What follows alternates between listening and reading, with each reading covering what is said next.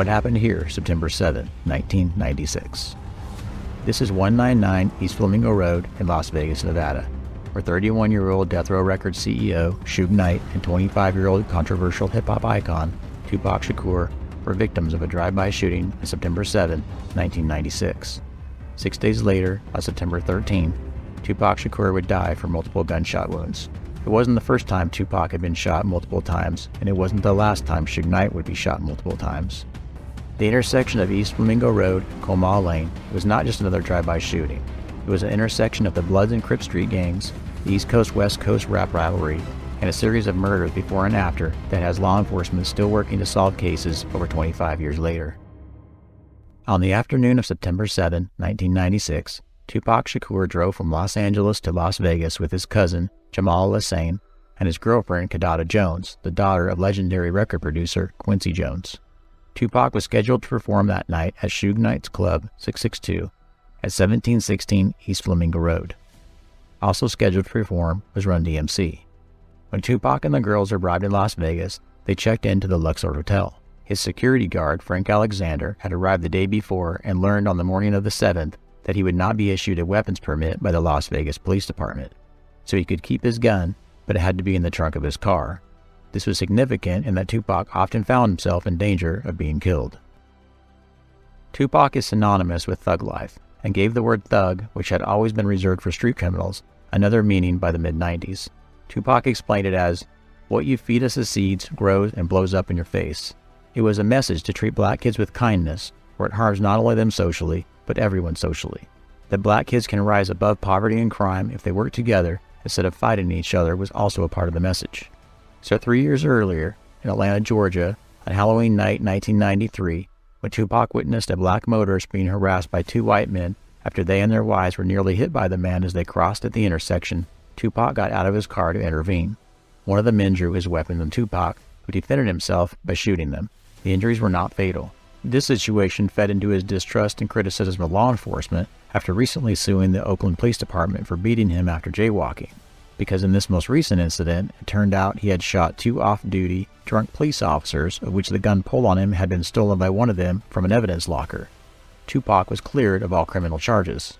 He was already a rising star in the black community due to his socially conscious albums and having just starred in his second movie role. If he wasn't already a hero to the black community, this incident would elevate him to an icon. Another reason for needing armed protection was a year after the Atlanta incident, when on November 30, 1994, at Quad Studio in New York City, Tupac was the victim of a robbery and attempted murder where he was shot 5 times. This photo was taken by a New York City police officer while EMTs loaded Tupac into an ambulance. Shakur checked himself out of the hospital hours later and showed up in court the next day to attend his hearing for a sexual assault charge in which he was found guilty. For that, he began serving a 4.5-year prison sentence in February 1995. While in prison, he indicated that Biggie Smalls and Sean Puffy Combs were involved in his attempted murder. They were associated with recording rival Andre Harrell's Uptown Records, who was implicated by Tupac as well. Tupac also named one of his own producers, Randy Stretch Walker, as a co-conspirator. The rumor for the attempted murder was revenge for Tupac not signing with Combs' label Bad Boy Records based in New York, and his feud with Suge Knight's West Coast-based Death Row Records would lead to several accusations, including that of murdering each other's employees. The feud may have had its start in August 1995. Suge Knight and Puffy Combs were at the same birthday party in Atlanta when a fight broke out. In the chaos, Suge Knight's good friend and Death Row employee Jake Robles was murdered. Suge accused Puffy of being involved, as it was one of Puffy's bodyguards, Anthony Wolf Jones, that Suge believed pulled the trigger.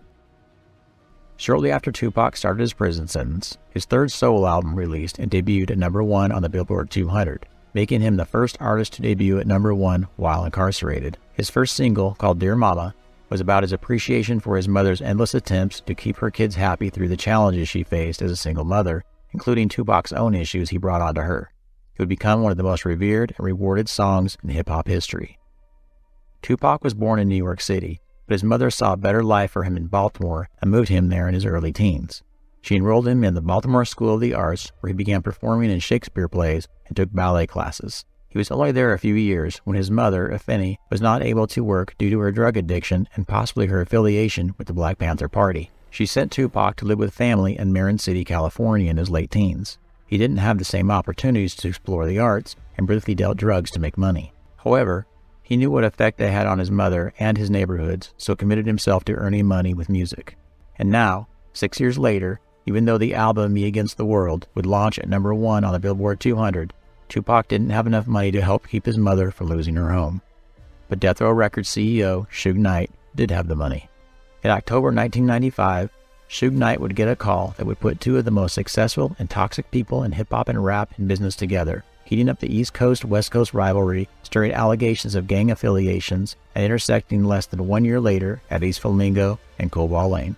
So in 1995, after having served probation for attempted murder, the former NFL strike-breaking Rams defensive lineman and Bobby Brown bodyguard and accused extortionist Suge Knight, with ties to the Blood Street Gang, offered Tupac $15,000 monthly allowance for his mother and over $1 million in bail money if he signed a 3-record deal with his West Coast recording studio, Death Row Records. Tupac signed the deal. Not only was he back on the streets with his attempted murderers, he was instantly an enemy of the Crips because Death Row Records was using many Mob Peru Blood Gang members as security. On November 30, 1 month after Tupac's release, and the 1-year anniversary of Tupac's attempted murder, his producer, Randy Stretch Walker, who he had implicated as a co-conspirator in his attempted murder, is murdered in a drive-by shooting. Once Tupac moved to Death Row Records, his music evolved from mostly addressing urban social issues to leaning on hardcore hip-hop and gangster rap. He also released one of the most famous diss tracks of all time only 3 months before his murder. If Sean Combs' Bad Boy Records and East Coast rappers in general were not already enemies enough of Death Row Records and West Coast rappers, Tupac released a diss track that would surely make him their enemy #1, as he emasculated them one by one, claiming in the song Hit 'Em Up to be sleeping with Biggie Smalls' girlfriend, mocking Mobb Deep's Albert Prodigy Johnson for having sickle cell anemia, referring to Sean Puffy Combs as weak several times. The song is loaded with warnings to his attempted killers.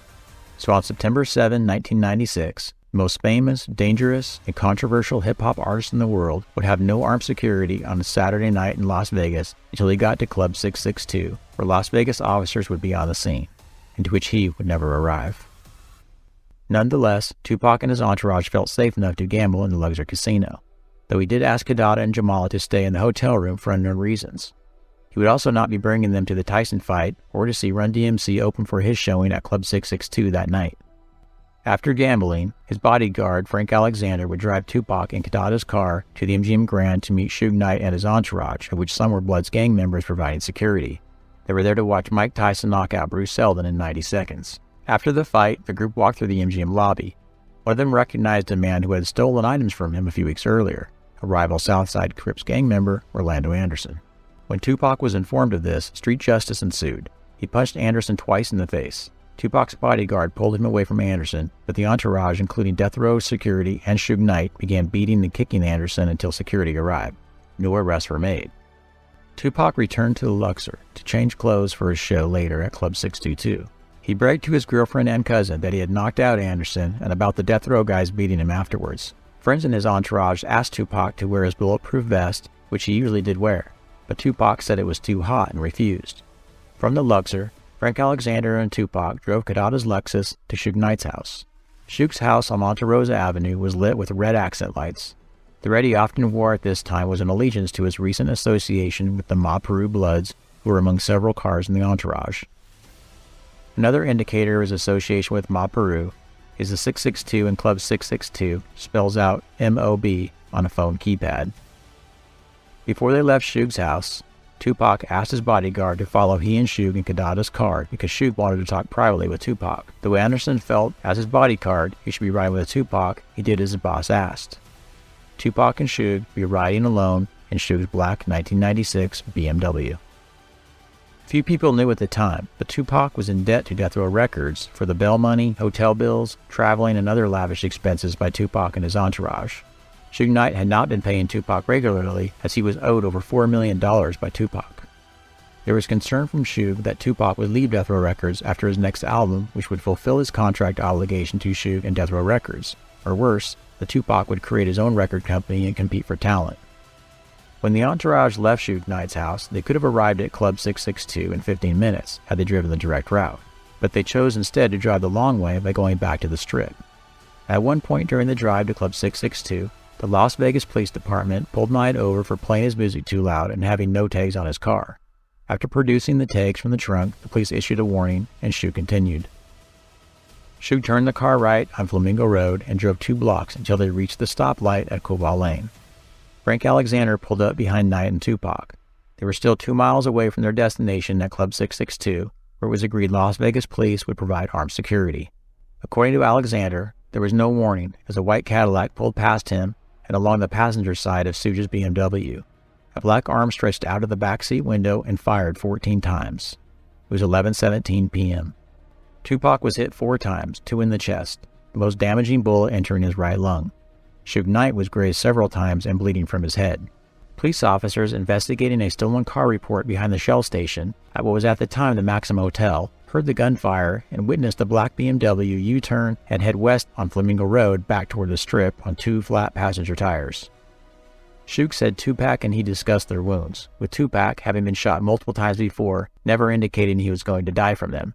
Instead, he showed more concern for the blood escaping Suge's head, which turned out to be a bullet fragment. As Suge turned left on Las Vegas Boulevard, driving erratically on 2 good tires, he said Tupac's last words to him were, "I love you," perhaps believing Suge was going to die. Police at the Maxim Hotel had radioed officers on the Strip where bicycle officers were waiting and caught up to them. The car was badly damaged and the passenger tires flat. The police stopped them at the intersection of East Harmon Avenue and Las Vegas Boulevard. Officer Chris Carroll was one of the first responders. He asked Tupac who shot him, to which Tupac responded, "You," before losing consciousness. Shakur and Knight were transported by EMTs to University Medical Center at 1800 West Charleston Boulevard. Suge Knight would leave the next morning, only to be shot several more times over the years. Fans around the world waited daily for news reports of Tupac Shakur's recovery.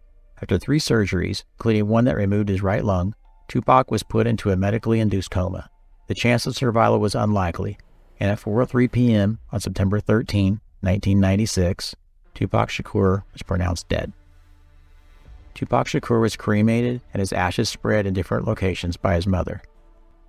The Las Vegas and even the Los Angeles police were criticized for not making arrests, but no one would tell them anything useful, not their best witness Tupac Shakur's bodyguard Frank Alexander or Suge Knight, who waited 3 days before sitting down with Las Vegas police.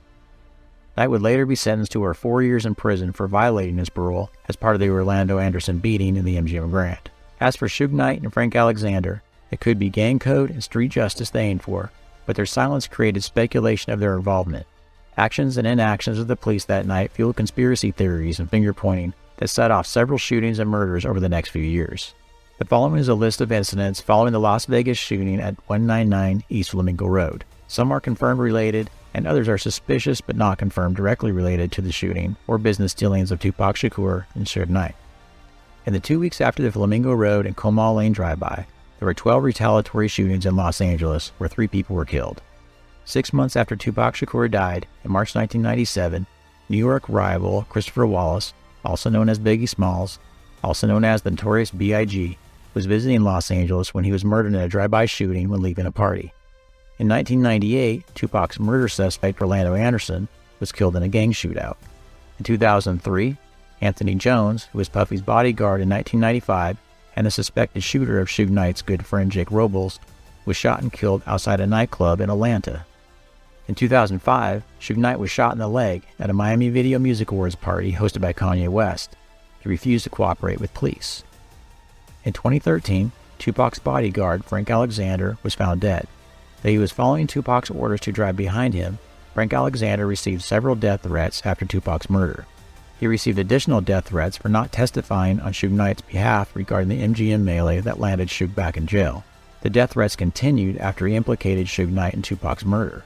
His death was ruled a suicide by a self-inflicted gunshot to the head. In 2014, Knight was the target in a shooting that happened at another VMA Awards party, this one hosted by Chris Brown. Suge Knight was shot 6 times. He lived and again refused to cooperate with police. In 2015, Suge Knight ran over 2 men, killing one, and was charged with murder. He said he believed they were going to kill him. Knight is later sentenced to 28 years in prison for voluntary manslaughter after it was proven he followed the 2 men after an altercation. Suge Knight has been implicated by the public for several murders: Orlando Anderson, Anthony Jones, and even Tupac Shakur. but none of them carry the weight of proof or credible resources than the murder of Biggie Smalls. The now retired lead FBI investigator of the Biggie Smalls murder, Phil Carson, claims there is evidence that at least one LAPD officer was involved. Carson has repeated the claim several times, stating the evidence suggests the murder was funded by Suge Knight and carried out by a Nation of Islam member. The FBI has sealed the evidence. Suge Knight recently stated that due to his health issues and no possibility of parole until 2037, he expects he will die in prison. He'll be 72 if he makes it to his first expected parole hearing. As becomes of many larger-than-life celebrities, many believe Tupac Shakur is still alive. Their evidence is fueled by lookalikes and Suge Knight's son claiming for years that he has Tupac in a recording studio. But mostly fans point out height and weight discrepancies between his California driver's license and the Clark County coroner's report circulated on the internet. If the documents are real, the driver's license shows Tupac as 5'10" and 168 pounds. The coroner's report lists Tupac as an unlikely 6 feet tall and 215 pounds. Regardless, he continues to be relevant around the world. Tupac Shakur has no grave. However, at 199 East Flamingo, the fans have created a makeshift memorial on a utility pole next to the shooting. They come for any number of reasons, including writing their condolences and Tupac's lyrics that affected them, and probably to imagine for themselves what happened here on September 7, 1996. If you would like to see more What Happened Here videos, please like the video and subscribe to the channel. Also, I've created a map of the What Happened Here locations. You can find the link in the description.